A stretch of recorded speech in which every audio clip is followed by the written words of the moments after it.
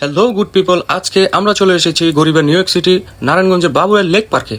Wait বিষয়টা জমতেছে না। যেহেতু আমরা নারায়ণগঞ্জ এত আসেন বসেন সিদ্ধ ভাষা আমগুলোকে যাই না, নারায়ণগঞ্জের ভাষা আমাদের ঐতিহ্য, আমাদের গর্ব, তাই আমরা আমগো ভাষায় কথা কইতে বেশি কমফোর্টেবল ফিল করি। তো চোখের পলকে কথা কইতে কইতে হাইন্দা গেলাম বাবুরের লেকে। নারায়ণগঞ্জবাসী যারা আছেন সবাই তো এই লেক চিনেন, সকলের চেনা জানা। তো চিনলে জানলে কি হবে, আমার মন চাইছে আমি আবার জোর করে আপনাদের দেখাম। দিনটা ছিল শুক্রবার, তাই মানুষের মাথা মানুষে খাইতেছে, এত মানুষের কোলাহল। তো আপনারা যারা লেকে যাবেন আমার কথা শুনে আবার আরো মাথা খাইতে যান না। এখানে খাওয়ার মতো আরো ভালো ভালো জিনিস অনেক কিছু আছে, যেমন ঠান্ডা বাতাস, বাদাম, বুট, চানাচুর, আপনারা ভালো জিনিসই খায়েন। যাই হোক, বেটার এত কষ্ট করে এখানে একটা স্কেটিং এরিয়া বানাই দিচ্ছে। নারায়ণগঞ্জের পোলাবেন এত জৌরা দেখেন এই জায়গায় পিছলা খাওয়া শুরু করে দিচ্ছে। আবার যদি কোনোভাবে বৃষ্টি আসে তখন আবার এটা সুইমিং পুলও বানাইলা। পিছলা খাওয়া শেষ হইতে না হইতে এদিকে আবার পোলাবান ঝোলাঝুলি শুরু করে দেয়, যেটা দিচ্ছে পার্কের সৌন্দর্য বর্ধনের জন্য। পোলাবান না দেখবেন দামরা লোকজন যারা আছে সুযোগ পেলে তারা ওইটার মধ্যে লটকায় যায়। তো আমি যেহেতু আমার পোলারে নিয়ে গেছি, পোলারে কইলাম বাবা আজকে তোমার জন্য পার্ক উন্মুক্ত, তুমি যেভাবে খুশি দৌড়া। পোলায় দৌড়াদৌড়ি শুরু করে দিচ্ছে। পোলায় সুযোগ পাই না তালে পাতালে দৌড়ান শুরু করছে, পিছে পিছে আমার গরুর মতো দৌড়াদৌড়ি করতে হইতাছে।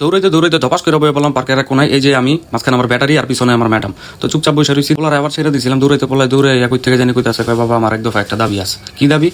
আমার বেলুন কিনা দিতে হবে। দানাই পানায় বুঝে পোলারে ডাইনা মুড় দিয়ে চলেছে, দিয়ে আরেক বিপদ সামনে, একের পর এক বিপদ। একবার হয় চানা চুরল, একবার হয় কফিওয়ালা, কোনো শান্তি নাই। বেলুন না কিনা দেওয়া পোলা আমার অভিমান করে যে মুক্ত মঞ্চের দিকে বয়ে রয়েছে। তো এই সুযোগ আপনাদের মুক্ত মঞ্চটা একটু ভালো করে দেখাই। মুক্ত মঞ্চ কি দেখবেন, এদিকে মানুষ দেখতে দেখতে মাথা খারাপ। বুঝে কইছিলাম মানুষের মাথা মানুষে খায়, এটা শুধু শুক্রবারই খায়। যারা মানুষের কোলাহল পছন্দ করেন না তারা শুক্রবার ব্যতীত অন্য কোনো দিনে আইবেন, মজা পাইবেন। আমি এদিকে মানুষের মাথা গোনায় ব্যস্ত, আর ওদিক দিয়ে সন্ধ্যা গোনায় আইছে, আর পার্কে সব বাতিবুতি আঙ্গাই দিচ্ছে, ওদিকে তো আমার খেয়ালই নেই। তা আমার কাছে দিনের বেলার চেয়ে রাতের বেলার পার্কটা খুব বেশি ভালো লাগছে, কারণ রাতের বেলার যে সুন্দর আলোকসজ্জা তা সত্যি মনোমুগ্ধকর। সন্ধ্যা ঘন আইতাছে, তাই ম্যাডামের হাতে মোবাইল ধরাই দিয়ে কইলাম যে আমাদের একটা ছবি তুলে দাও। আমি দাঁড়ানোর সাথে সাথে আমার পোলা হইতাছে বাবা আমার একটা ছবি তুল। তো দাঁড়াই গেলাম, মনে হইতাছে যে টাইটানিকের মাথাটার মধ্যে খাড়া রয়েছে, পুরাই ফিল অন্যরকম। তার পাশে লাইটের নিচে পোলায় ছবি তুলবো, বাইনা ধরলো। পোলার ছবি তুলতে যেয়ে দেখি উমা পাশে আরেক ব্রিজ। পোলা তো বাইনা ধরছে ব্রিজের উপরে যেয়ে ছবি তুলবো। ঠিক আছে, যা কথা তাই কাজ। ব্রিজের দিকে রওনা হইলাম। পোলারে বললাম তুমি হাঁটা শুরু করো।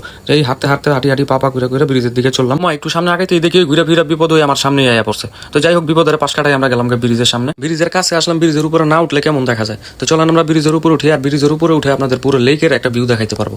কোদাইতে আয়া পড়লাম ব্রিজের মাঝখানে। ভিউ দেখামু কি চাইয়া দেখি এদিকেও আরেক বিপদ। কোনো কথা না বইলা সরাসরি বেলুন ধরা দিছে আমার ছেলের হাতে। যাই হোক, আমি আর চিন্তা ভাবনা না করে ভাবলাম বহুত বড় বড় বিপদ পার করে রেখেছি, এবার ছোটখাটো একটা বিপদ কান্দে নেওয়া যায়। এবার দেখেন পার্কের নাইট ভিউ। মোবাইলটা হাতে লইয়া খেল করে চাই থেকে না, আমাদেরকে একটু জানাই নাইট ভিউটা কেমন লাগে। এখানে কিন্তু ডিন্ডি নৌকারও ব্যবস্থা আছে, যেটা আপনারা ভাড়া নিয়ে জুইত মতো এই লেকের মধ্যে বাইতে পারবেন, তবে ফ্রি না। অনেক কথা কইছি পার্ক লয়ে, এবার আমার ম্যাডামরা একটু সময় দিই। গিনি রেলওয়ে ছবি তোলা শুরু করলাম ব্রিজের উপরে, নাইলে আবার আমার গিনি মন খারাপ করবো, কারণ হেরা লয়ে ঘুরতে আইছি, কইবো আমার লয়ে ঘুরতে আইয়া পার্ক লয়ে দুনিয়ার কথা শুরু করে দিছি। যাই হোক, আমাদের ছবি তোলা শেষ, এবার বেরিয়ে আসার পালা। এবার বেরোয়ার সময় দেখি ওই যে শুরুতে বলছিলাম গরিবের নিউ ইয়র্ক সিটি লাইটিং দেখছেন, মাথা নষ্ট লাইটিং। এই লাইটিং এর সামনে খাড়ায়া বন্ধু বান্ধব, গার্লফ্রেন্ড বয়ফ্রেন্ড যা করার সাথে নিয়ে যাবেন, তা করে আপনি খালি বলবেন যে আমার সাথে আধা ঘন্টা ইংলিশে কথা বলবো। যতক্ষণ ইংলিশে তারা কথা বলবে ততক্ষণ আপনার মনে হবে আপনি আসলে নিউ ইয়র্ক সিটিতে আছেন। নিউ ইয়র্ক সিটিতে বাইরে বাসার দিকে রওনা দুমু, আরেক বিপদ আমার সামনে।